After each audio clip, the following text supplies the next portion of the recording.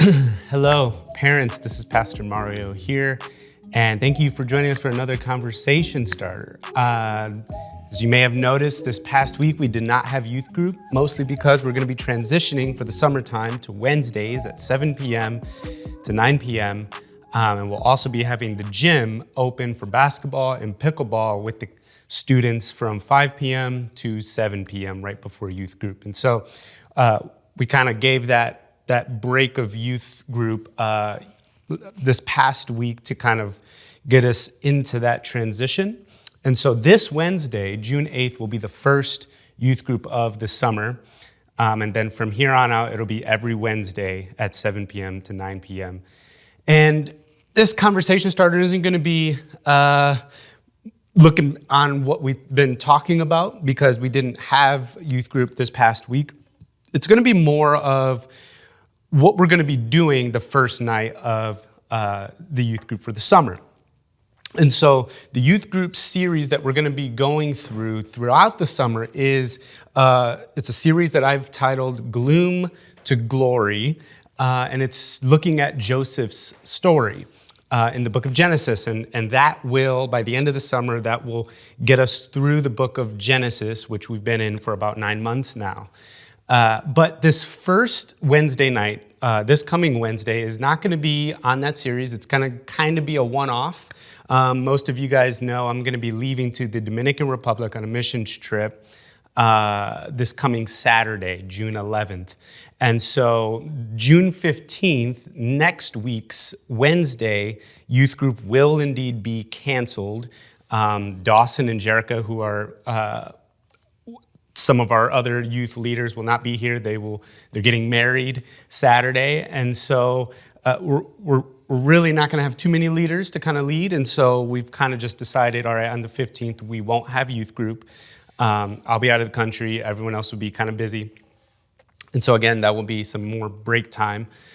But this coming Wednesday, June 8th, we're going to be doing a one-off, and we're going to be looking and teaching the kids what inductive Bible study is, how to read the Bible inductively.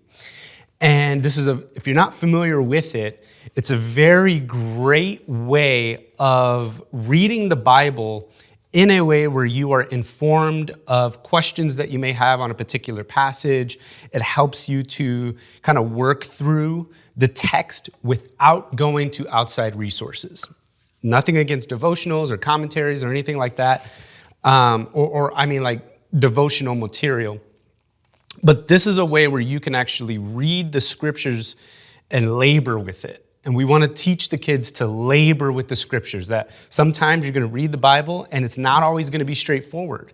You're not always going to understand it because we're finite and we got to work with the text. We got to labor with the passages. And so we're going to teach them how to labor. And we're going to do it by doing an interactive lesson, which will be the bulk of kind of the service on Wednesday, in which we kind of divide the youth up into teams. And if you're not familiar with inductive Bible study, there are a couple ways to do it. The way we're going to do it this coming Wednesday is we're going to split students into different teams to kind of tackle one particular area of study. So some kids, one team will be dedicated to observation. What questions can I ask about this particular text? What things come to mind? What do I notice? What are some repetitive words? Observation, and then writing those observations down. Along with that will be interpretation. Okay, what does this text mean? What is, whoever's saying this, we're going to be in John chapter 1 and kind of focusing on the first few verses of the beginning of chapter 1 of John. What is John saying, and what does he mean when he's saying it? So that's going to be one team. Another team is going to be dedicated to definitions, keywords, and cross-references. So they're going to be looking at, okay, what words really stick out here? That's an interesting word, or John says that word a lot. Let me look up a definition of that. Or cross-references. What ties into this particular verse? Where else can I go in the scriptures to kind of be informed of what John is meaning here? And then we're gonna have 2 other sections for 2 other teams. One is gonna be application. Okay, now that I know what John is trying to communicate in the text to the people he's writing to, what does that mean for me and for my life right here, right now? And then a final section will be for prayer. How does this inform me how to pray and communicate with God? And so it's gonna be very interesting. It's gonna be very fascinating. It's gonna be very fun. And so it's gonna be kind of this interactive study. One way for you parents to be kind of involved in prepping your students for this, because this is gonna be a little different. Everyone is gonna be participating. It's not gonna be just someone up here preaching and then doing small groups, how we usually do. It's gonna be very involved. So one thing you can do, let your students know that this is what we'll be doing, 1.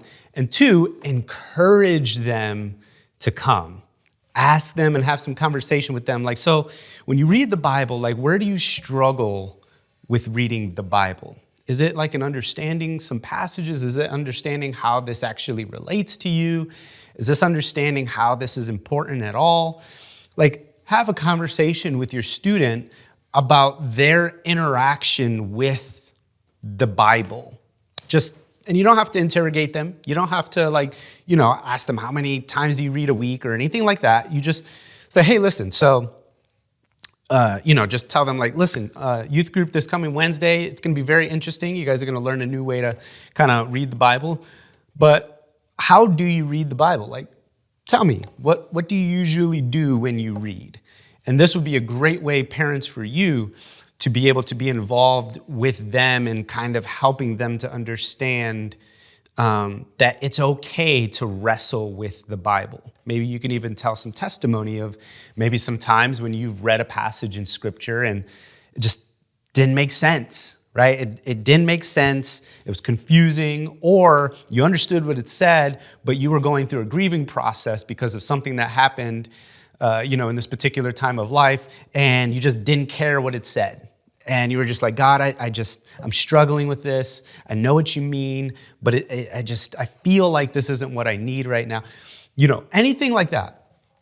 Communicate with your student regarding those things, because it's helpful for them to know, it's okay to, like it's normal to wrestle with God in the sense of like how Jacob wrestled with God. It's almost a similar thing. Like God gives us the opportunity to wrestle with him, to wrestle with his word, to kind of labor with it. And all in that process, the Holy Spirit is teaching us and giving us understanding. And so that is what we're going to be doing this coming youth group on Wednesday, 7 p.m. And so, have that conversation with your students. It'd be great. Might inform you as parents kind of where they're at in their Bible reading. And maybe after, like next Monday, well, actually there won't be a conversation started next Monday. I'll be out of the country. But when they come home from youth group, you can ask them like, okay, so what did you learn about Bible study and stuff? And then you guys can kind of start to kind of use that formula, I guess you could say, in your own devotional time or reading time, whatever you guys have. And I pray that it would be beneficial for your students, for you, and that you would be encouraged that they're learning some new techniques in Bible study. And so that's what we're going to do this Wednesday, 7 p.m.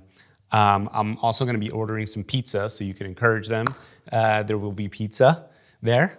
We're just going to have fun, right? We're going to make it fun. We're going to teach them, hey, the Bible is actually really fun to wrestle with. It doesn't have to be boring. It doesn't have to be a duty. You can mess with it. You can play with it. You can labor with it. And so that's what we're going to be doing this Wednesday. So parents, I pray that you guys will be encouraged. I pray for you and your families in your devotional time with your student. Pray that all of that stuff would be going well for you guys. Just another quick update. Again, no youth group on June 15th. I'm going to be out of the country. But on June 26th, it's a Sunday, we're going to be having a summer bash at Tim and Toby Banks' house. Youth are invited. It's going to be just a fun time. There's a pool, there's games, there's an in-home theater. It's just going to be a great time just to hang out, have fun. So please, if your student doesn't know about that, let them know about that, and we hope to see your student there. Thank you, parents, for everything you do for your student. Please know that God is very pleased with you. And so I hope that encourages you, and I will see you guys when I get back. Well, I'll see you Sunday. Actually, no, I won't see you Sunday. So actually, this will be the last time you see me until I'm back from the Dominican Republic. So anyways, hope you guys are doing well. I'll see you soon. Hello, parents. This is Pastor Mario. Thank you guys for joining us for this week's conversation starter. If you want more ways that you can engage with your youth, you could check out the other conversation starters here on my side. Thank you guys for joining us. Hope you guys are doing well.